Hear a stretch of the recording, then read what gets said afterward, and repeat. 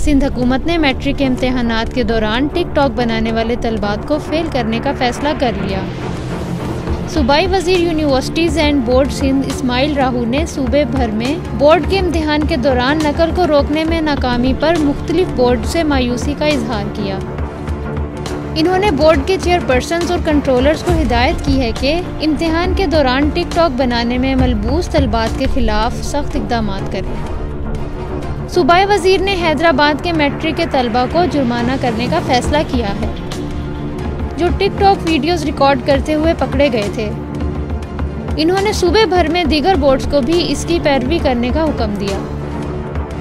सूबाई वजीर ने इम्तिहानी मराकज़ में मोबाइल फ़ोन स्मगल करने वाले तलबा के खिलाफ कार्रवाई की ज़रूरत पर जोर दिया।